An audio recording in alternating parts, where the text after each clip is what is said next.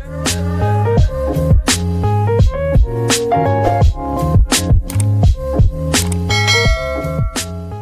semuanya, selamat datang di YouTube channel aku. Jadi hari ini aku akan menceritakan ke teman-teman semuanya gimana pengalaman aku divonis polikistik ovarium syndrome sama dokter. Jadi sebenarnya aku udah tahu kalau ternyata aku mengidap sindrom ini udah lama banget ya, udah sejak aku duduk di bangku SMA. Tapi dulu tuh aku mengenalnya dengan sebutan ketidakseimbangan hormon.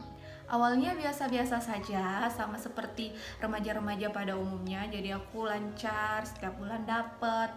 Terus aku juga siklusnya teratur. Tapi entah kenapa di kelas 2 SMA itu tuh mulai berubah. Tiba-tiba aku haidnya cuma 3 hari, dan bulan berikutnya aku nggak dapet. Aku baru dapet lagi di bulan berikutnya, tapi cuma 2 hari atau 3 hari. Kemudian berbulan-bulan setelahnya itu aku nggak dapet. Akhirnya aku ngitung nih udah berapa bulan aku nggak dapet, dan ternyata udah 10 bulan aku nggak dapet. Tentunya panik dong, dan aku akhirnya cerita ke temenku pada saat itu, karena memang ini adalah suatu hal yang aku nggak ceritain ke siapa-siapa, karena aku merasa ini adalah sesuatu hal yang intim, hanya aku yang boleh tahu pada saat itu.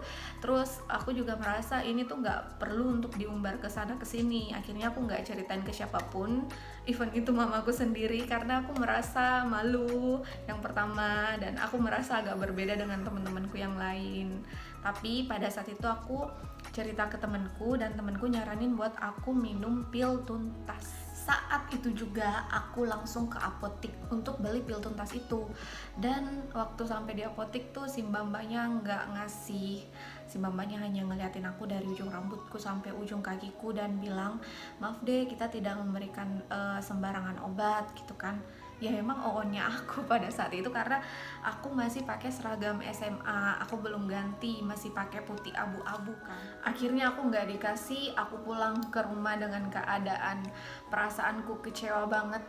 Terus aku cerita ke mama, dan mama ngomel. Mama bilang, kenapa ndak ngomong dari awal?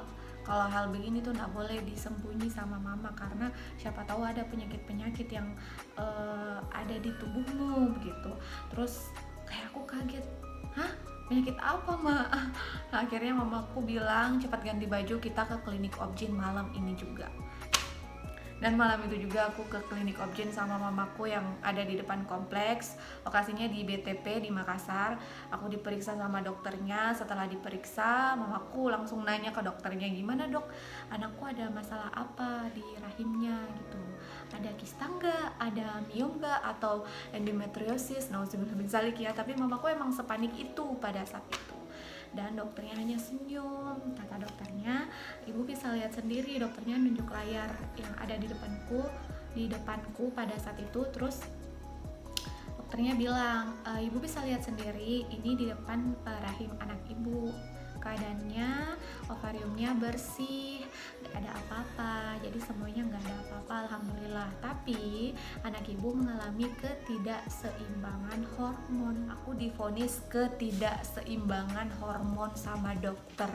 Mamaku penasaran, lanjut nanya ke dokternya, itu maksudnya apa dok? Nah, dokternya menjelaskan kalau sebenarnya kita di wanita itu punya hormon maskulin atau hormon laki-laki, namanya hormon androgen.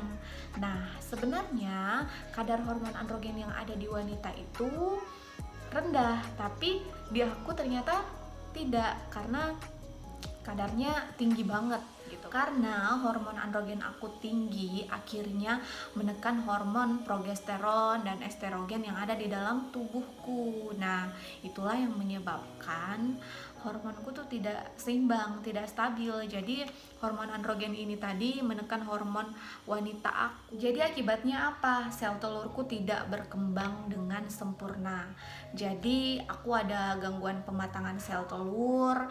Sel telurku memang ada muncul, tapi dia tidak berkualitas. Jadi dia tidak membesar ukurannya, dan ya tidak matang, makanya dia tidak melebur menjadi darah haid. Mamaku lanjut bertanya, jadi selama ini ada nggak dok pasien dokter yang juga sama seperti anak aku? Terus dokternya bilang, di luar sana sebenarnya banyak banget wanita-wanita yang ternyata juga mengidap ketidakseimbangan hormon, tapi mereka tidak menyadarinya karena mungkin mereka mengabaikannya, dan mungkin juga wanita itu tidak memeriksakan dirinya, jadi mereka tidak tahu. Akhirnya aku diresepkan obat namanya Primolut.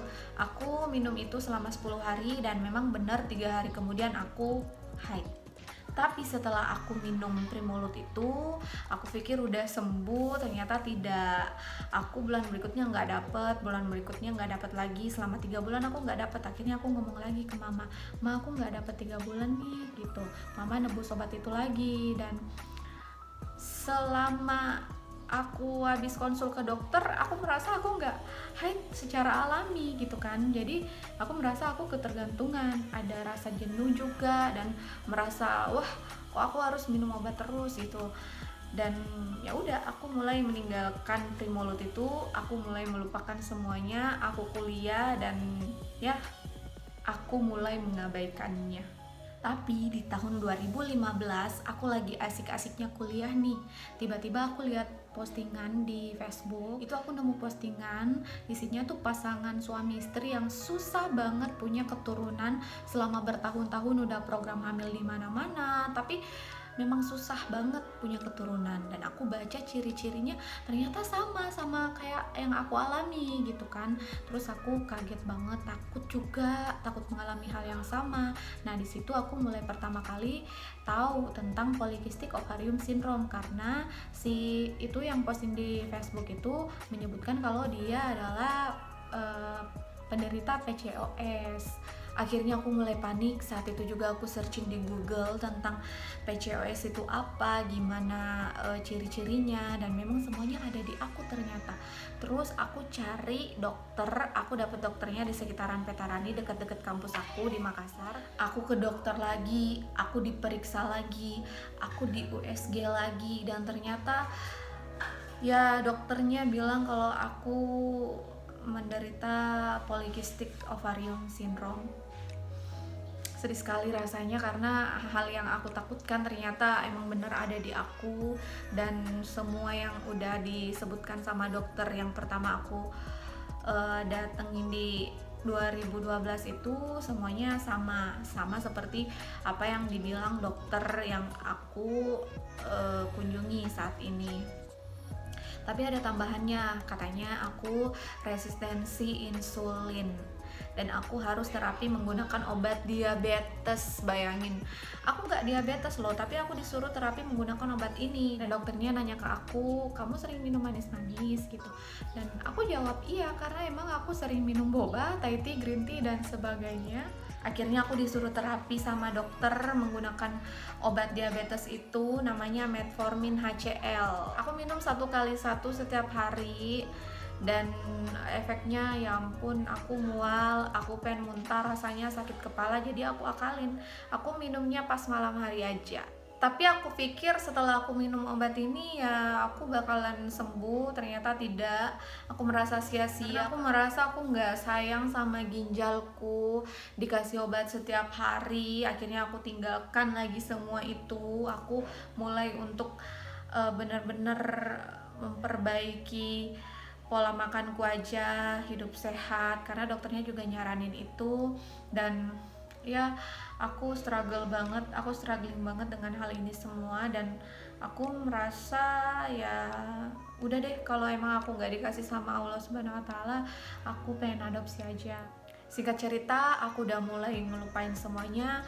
Aku fokus di skripsi aku fokus, pada saat itu aku ikut sanggar seni ya, jadi aku fokus ke situ. Akhirnya aku nggak terlalu mikirin hal ini, ya kalau mau haid ya aku haid, kalau enggak ya nggak apa-apa, hemat softtek juga kan. Terus aku juga mulai menyibukkan diri. Akhirnya aku selesai kuliah, aku di tahun 2018 mendaftar kerja, dan aku lulus alhamdulillah. 2019 aku ketemu sama calonku yang saat ini menjadi suamiku. Terus beliau ngajakin aku nikah 2 bulan setelahnya, tapi karena corona di 2020 akhirnya pernikahanku ditunda. Tapi karena aku kerjanya beda kabupaten sama dia, jadi kita tuh nggak ngomongin sesuatu hal yang lebih intim, karena aku merasa ini sesuatu hal yang intim, jadi aku nggak ceritain hal ini ke dia. Aku nggak tahu mau ngomongin hal ini dari mana. Akhirnya sampai aku nikah, aku nggak ngomongin hal ini. Tapi sebenarnya 2 bulan sebelum aku nikah tuh aku udah datang ke dokter lagi. Prakteknya di Cahaya Medika. Nama dokternya kayaknya ada Abidin-Abidinnya, aku lupa. Di dokter itu aku diperiksa sama kayak 2 dokter yang sebelumnya itu. Aku di USG. Setelah di USG, aku ditanya sama dokternya, kamu sepertinya harus terapi hormon.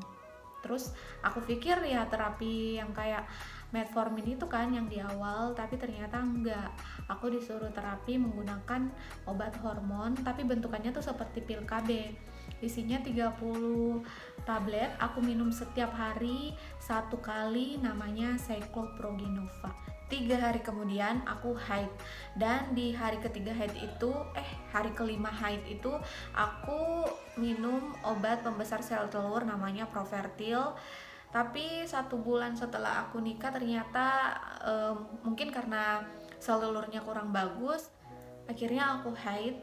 Kemudian di bulan kedua pernikahan aku nggak dapet. Aku tahu kalau aku nggak dapet karena hormon aku yang bermasalah.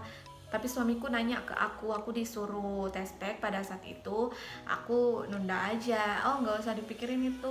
Aku bilang ya nggak usah dipikirin, nanti kalau mau dikasih ya dikasih. Aku mau menceritakan hal ini ke suamiku tapi belum siap juga. Dan bulan ketiga pernikahan aku ternyata aku nggak haid lagi, dan sepertinya ini waktu yang tepat untuk menceritakan ke suamiku.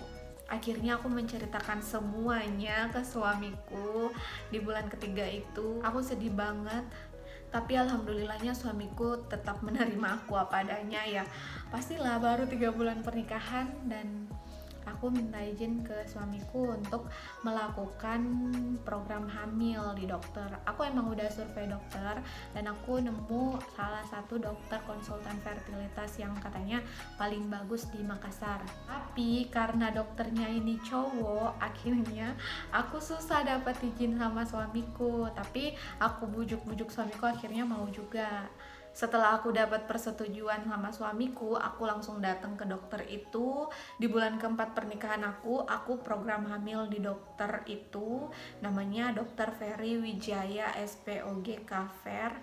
Aku ke dokter itu, terus aku di USG transvaginal. Terus dokternya bilang aku sel telurnya kecil-kecil. Aku emang dikasih lihat sama dokternya, sel telurku memang kecil-kecil di situ. Terus aku disuruh sama dokternya untuk ngejauhi junk food, hidup sehat, rajin olahraga, dan memperbaiki makanan aku. Maksudnya aku harus makan buah, sayur setiap hari. Kemudian aku diresepin obat namanya Norelut, dan setelah minum itu aku haid.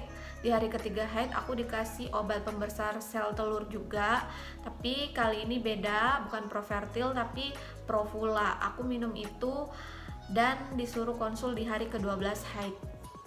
Hari ke-12 haid aku datang lagi, ternyata alhamdulillah sel telur aku merespon, dan ternyata di bulan berikutnya aku haid.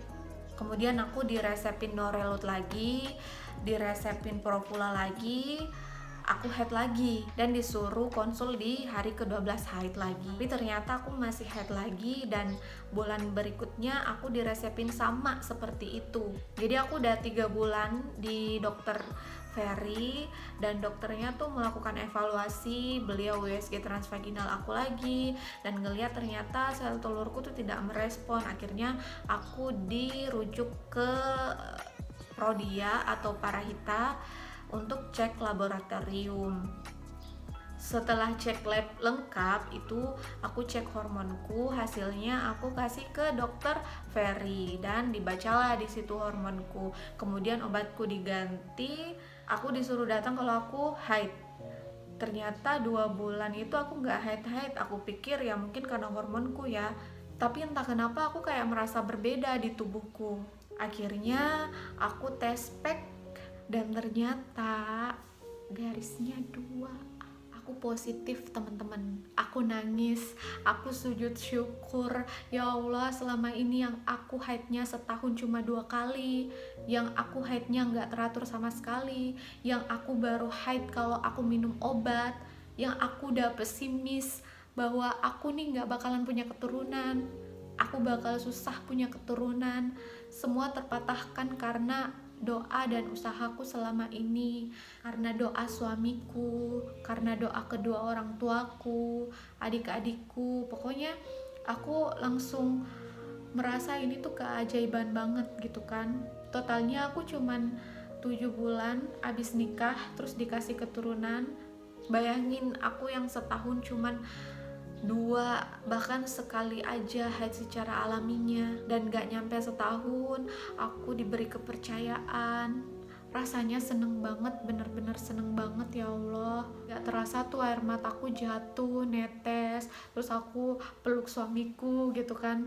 Duh ya Allah, sayang, aku takjub banget dengan kuasa Allah, dengan takdir Allah gitu. Nah akhirnya aku chat dokter Ferry, dok alhamdulillah aku udah positif, kata dokternya. Oh ya udah, datang ke klinik untuk periksa. Dan benar, setelah aku datang ke klinik ternyata itu udah 5 minggu, udah 6 minggu pokoknya. Tapi pada saat itu dokter bilang kamu datang lagi 2 minggu berikutnya.